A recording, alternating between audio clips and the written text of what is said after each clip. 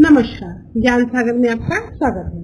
आज हम कक्षा 6 की एनसीईआरटी द्वारा लगाई हुई पुस्तक बाल राम कथा को लेकर आए हैं। इसके भाग 10 का आज हम व्याख्या करेंगे। भाग 9 पहले ही हमारे चैनल पर अपलोड किए जा चुके हैं, जिसे आप हमारे चैनल पर जाकर हमारे प्लेलिस्ट से देख सकते हैं। लंका में हनुमान भाग 10 है। इसके कुल 12 भाग हैं, जिसमें हम 10वें नंबर पर आ गए हैं। चलिए पाठ शुरू करते हैं। आपसे प्रार्थना करते हैं कि अगर आप चैनल पर नए हैं तो चैनल को सब्सक्राइब कीजिए, वीडियो पसंद आए तो लाइक कीजिए और अपने दोस्तों से भी वीडियो को शेयर करना न भूलें। लंका में हनुमान उठे, अंगड़ाई ली। हम इससे पहले पढ़ चुके हैं कि जामवंत ने हनुमान को उनकी शक्ति का एहसास कराया और उनको सीता की खोज में आगे बढ़ने के लिए कहा। हनुमान उठी, अंगड़ाई ली, झुककर धरती को छुआ और एक ही छलांग में महेंद्र पर्वत पर जा खड़े हुए। जामवंत सफल हो गए थे हनुमान को उनकी शक्ति का याद दिलाने में। पर्वत शिखर पर खड़े हनुमान ने विराट समुद्र की ओर देखा। उनकी आंखों में चुनौतियों का भाव नहीं था, समर्पण का था राम के प्रति। समुद्र यह देख डर गया, उनकी गरिमा नष्ट होने को थी। हनुमान ने पूर्व दिशा की ओर मुंह करके अपने पिता को प्रणाम किया। हवा में हाथ उठाए, पर्वत पर झुककर उसे हाथ पैरों से कसकर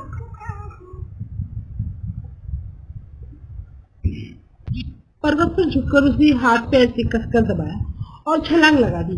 अगले ही पल वह आकाश में थे, समुद्र के ऊपर तेजी से आगे बढ़ते हैं। छलांग के समय बड़े शिलाखंड आसमान में उड़ गए।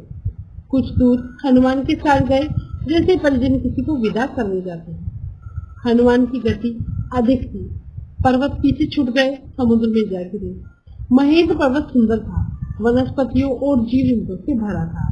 उसका शिखर पथरीला था, लेकिन नीचे घाटी में मनमोहक वृक्ष थे, लताएं थी। हनुमान की छलांग लगाने पर पर्वत शांत था, निश्चल था। छलांग के दबाव से पर्वत दरक गया, वृक्ष कांपकर गिर गए, वन थर्रा गया। बड़ी बड़ी चट्टानें नीचे लुढ़कने लगी, पशु पक्षी चित्कार करते हुए भागे। कई स्थान पर जल स्रोत फूट पड़े, कहीं धुआं उठने लगा। चट्टानें दहक उठी, लाल हो गई, आग के गोलों की तरह। हनुमान इससे बेखबर थे, वायु की गति से आगे बढ़ रहे थे। मार्ग में उन्होंने दिशा बदली, लंका जाने के लिए। उनका शरीर हिला तो बादलों की सी गड़गड़ाहट हुई। वे जहां से निकलते सब और अस्थिर हो जाता। समुद्र में ऊंची लहरें उठने लगी, उनकी परछाई समुद्र में विराट नाव की तरह दिखती, बिना आवाज चलती हुई। समुद्र के अंदर एक पर्वत था, मेनाक पर्वत, सुनहरा चमकता हुआ। वह जलराशि को चीरकर ऊपर उठा। मेनाक चाहता था कि हनुमान कुछ पल वहां विश्राम कर लें। थके हुए हनुमान नहीं रुके।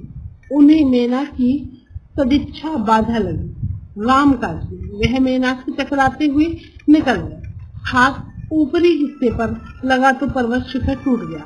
वह कुछ और ऊपर उठकर उड़ने लगी। हनुमान के रास्ते में कई बाधाएं आई। राक्षसी सुरसा में विराट शरीर, वह हनुमान को खा जाना चाहते थे। पवन पुत्र ने उसे चकमा दिया, उनके मुंह में घुसकर निकल आया। आगे एक और राक्षसी टकराई, उसका नाम था सिंहिका। राक्षसी सिंहिका और छाया राक्षसी। उसने जल में हनुमान की परछाई पकड़ ली। वह अचानक आसमान में ठहर गए। क्रोध हनुमान ने सिंहिका को मार डाला। आगे बढ़े, अब गंतव्य दूर नहीं था। दूर क्षितिज पर लंका दिखाई पड़ने लगी थी, रावण की राजधानी, सोने की लंका। आकाश में उठते हुए पंगुरे, उसकी प्राचीर। लंका जगमगा रही थी। हनुमान समुद्र के किनारे उतर गए। अब वह लंका को और निकट से देख पा रहे थे। हनुमान को थकान रंच मात्र भी नहीं था। इतनी लंबी यात्रा पर उन पर कोई प्रभाव नहीं था।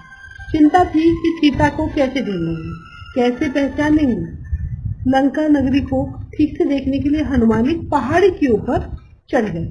दृष्टि दौड़ाई, चारों ओर वृक्ष वृक्ष थे, सुवासित उद्यान, भव्य भवन, हवा में लहराती संगीत धाराएं। वे चकित थे। राक्षस नगरी में इतनी सुंदर था। उन्होंने ऐसा नगर पहले कभी नहीं देखा था। वह उस नगर का एक एक विवरण आंखों में भर लेना चाहते थे, ताकि बाद में वह सीता की खोज में काम आए। एक दिन के समय लंका में प्रवेश करना हनुमान को उचित नहीं लगा। उन्होंने प्रतीक्षा की। समुद्र तट पर ही शाम ढलने पर नगर में प्रवेश किया। उनके सामने पहला प्रश्न सीता का पता लगाना था। उस विराट नगर में यह काम आसान नहीं था। वृक्ष डालियों से कूदते फांदते वह नगर के मध्य में तो पहुंच गए। राजमहल वहीं था। उनका अनुमान था कि सीता महल में ही होगी। रावण ने उन्हें छिपा कर रखा होगा किसी कोने में। महल में पहरेदार थे, अस्त्र शस्त्र लिए हुए। सबकी आंखें बचाकर वह चुपचाप अंदर आ गए। राजमहल विराट था, भव्यपूर्ण। वे बचते बचाते महल में घूमने लगे, भटकते रहे। रात का समय था। अधिकतर राक्षस सोच रहे थे। उन्होंने निकट जाकर एक चेहरा देखा। सीता जैसी कोई स्त्री उन्हें नहीं दिखाई पड़ी। वे रावण के कक्ष में गए। वहां रावण था, उसकी रानी मंदोदरी थी, सीता नहीं थी। न जाने सीता को कहाँ छिपा रखा है। सोचते हुए हनुमान अंतपुर में चले गए। अंतपुर से बाहर निकल आए। एक एक करके उन्होंने राक्षसों के सारे घर छाना, पशुशालाएं भी देखी। सीता का कहीं कोई पता नहीं। सीता की लंका में होने की सूचना पर उन्हें संदेह नहीं था, पर वह दुखी हो गए। सोचने लगे, रावण ने अवश्य सीता को कहीं छिपा दिया है, किसी गुप्त स्थान पर। मैं उन्हें ढूंढ निकालूंगा, उनसे मिलने ही बिना नहीं लौटूंगा। उन्होंने तय किया। अंतपुर के बाहर हनुमान ने रावण का रथ देखा, स्वर्ण रथ, रत्नों से सजा हुआ। वे चकित रह गए। तभी उनका ध्यान अंतपुर में लगी वाटिका की ओर गया। वहां अशोक के ऊंचे ऊंचे वृक्ष थे। आकाश छूने को आतुर था। यही अशोक वाटिका थी। दीवार को लांघकर वह उसमें पहुंच गए। लंका में यही एक स्थान बचा था जो उन्होंने नहीं देखा था। उन्हें लगा सीता वाटिका में नहीं हो सकती। रावण उन्हें इतनी खुली जगह में क्यों रखेगा। हनुमान में निराशा घर करती जा रही थी। वह एक वृक्ष पर चढ़कर बैठ गए। फिर क्या, उन्हें लगा सीता वाटिका में नहीं हो सकती। रावण इतनी खुली जगह क्यों रखेगा। हनुमान में निराशा घर करती जा रही थी। वृक्ष के ऊपर चढ़कर बैठ गए। दिन चढ़ आया। ऐसे में नीचे उतरना उन्हें उचित नहीं लगा। पेड़ घना था, वे उसके पत्तों में छिप गए। उन्हें वहां से सब कुछ दिख रहा था। सब कुछ दिखता था, लेकिन उन्हें कोई देख नहीं पा सकता था। रात हो गई। अचानक वाटिका के एक कोने में उन्हें अट्ठास सुनाई पड़ा। वे राक्षसियां थी। हनुमान इधर ही देखने लगे।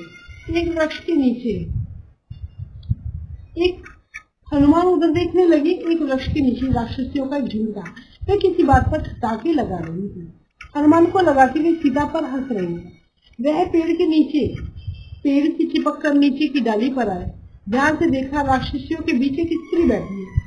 चेहरा मुरझाया हुआ, उदास, दयनीय, दुर्बल, शोकग्रस्त। यही माँ सीता है, उन्होंने मन में सोचा।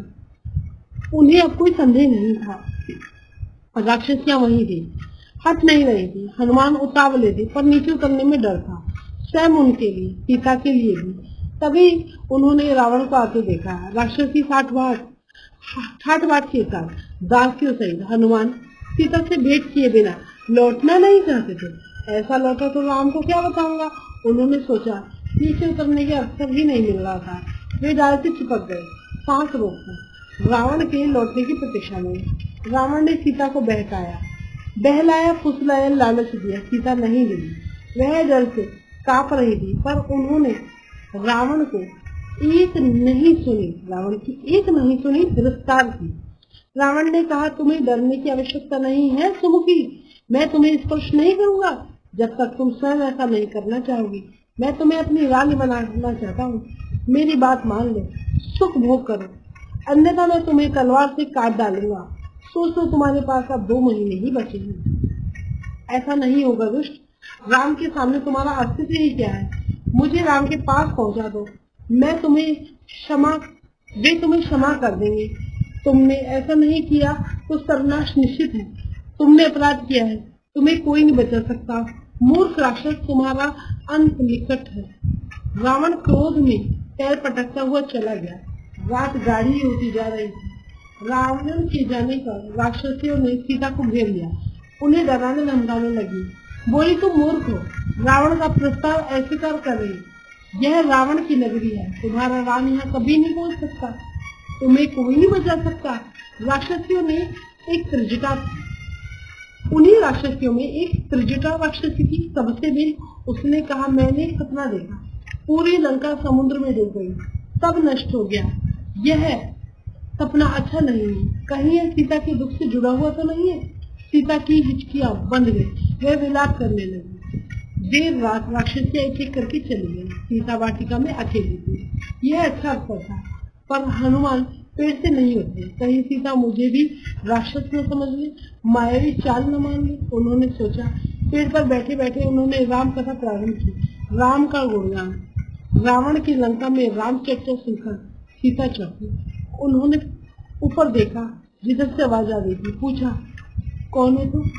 हनुमान नीचे उतर आए। उन्होंने सीता को प्रणाम किया, राम की अंगूठी उन्हें दी। कहा, हे माता, मैं श्री राम का दास हूँ, किष्किंधा के वानर राज सुग्रीव का अनुचर हूँ। उन्होंने मुझे यहाँ भेजा है आपको समाचार लेने। हनुमान को लेकर सीता के मन में अब भी शंका थी। उन्होंने पर्वत पर तय के आभूषणों की याद दिलाकर उसके कंधे को दूर किया।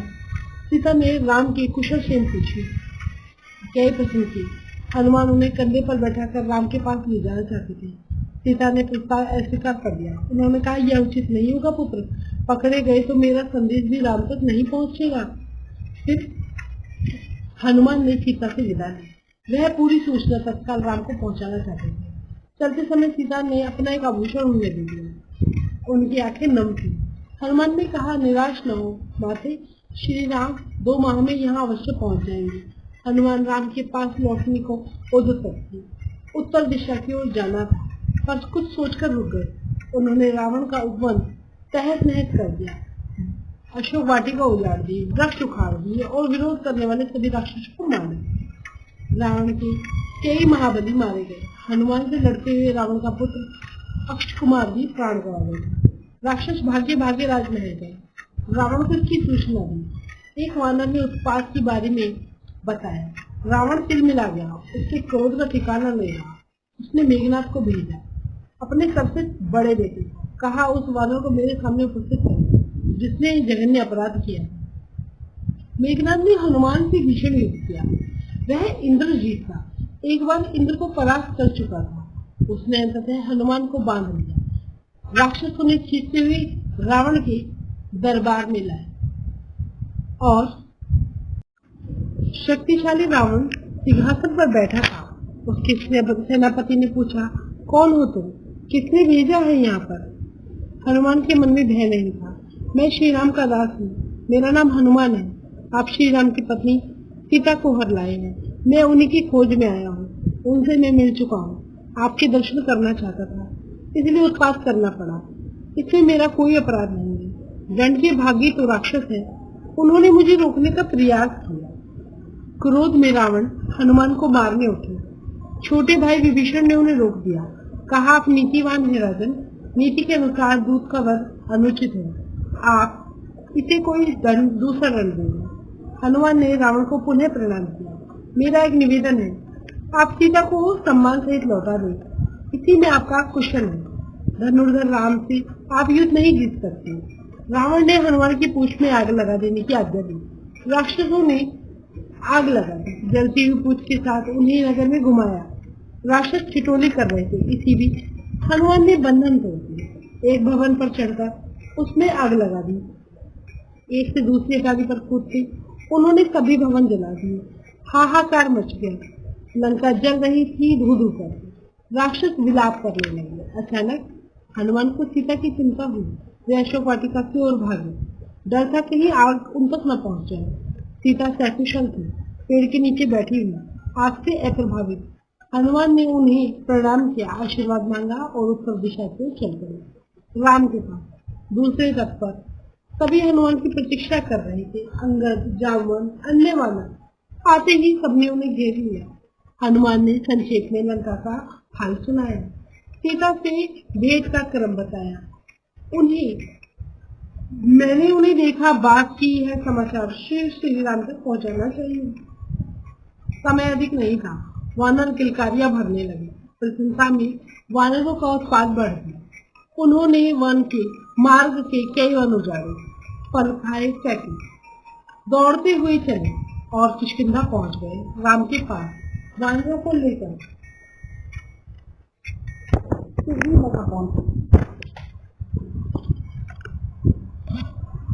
हनुमान ने राम को सीता द्वारा दिया गया आभूषण दिया। राम की आंखों में आंसू आ गए। उन्होंने हनुमान से कई प्रश्न किए। वे कैसी हैं, कैसे रहती हैं, उन्होंने कोई संदेश भेजा है क्या? हनुमान ने पूरी बात विस्तार से कही। कहा, मैंने उनसे भेंट की, वे व्याकुल है, चिंतित है, हर समय राक्षसों से घिरी रहती हैं, आपकी प्रतीक्षा कर रही हैं। उन्होंने कहा, यदि श्री राम 2 माह में ये नहीं आए तो पापी रावण मुझे मार डालेगा। राम शोक में डूब गए। भाव विह्वल होकर उन्होंने हनुमान को गले लगा लिया। आंसू रोक नहीं पाए। लक्ष्य स्पष्ट था, लंका पर आक्रमण। समय कम था। सुग्रीव ने युद्ध की तैयारी तत्काल प्रारंभ करने का निर्देश दिया। वानर सेना इसके लिए पहले से तैयार थी, उत्साहित थी। इस बार उन्हें अलग अलग टोलियों में बांटने की आवश्यकता नहीं थी, अलग अलग दिशाओं में नहीं जाना था। सबका निश्चय एक था, दिशा एक ही थी। सुग्रीव ने लक्ष्मण के साथ बैठकर युद्ध की योजना पर विचार किया। योग्यता और उपयोगिता के आधार पर भूमिकाएं निर्धारित की गई। हनुमान, अंगद, जांबवंत, नल और नील को आगे रखा गया। समुद्र पर चर्चा हुई कि उसे कैसे पार करेंगे। सेना का हर वानर हनुमान तो था नहीं, यह एक चुनौती थी। देर रात तक चर्चा का विषय बनी रही। और यहाँ बाल राम कथा का 10वां अध्याय लंका में हनुमान समाप्त होता है। आशा करते हैं आपको हमारी वीडियो पसंद आ रही है, और पसंद आ रही है तो प्लीज लाइक कीजिए। चैनल पर नए हैं तो चैनल को सब्सक्राइब कीजिए और यह वीडियो अपने दोस्तों के साथ साझा कीजिए। आज के लिए इतना ही। मिलते हैं अगली वीडियो में भाग 11 में। बने रहिए ज्ञान सागर में।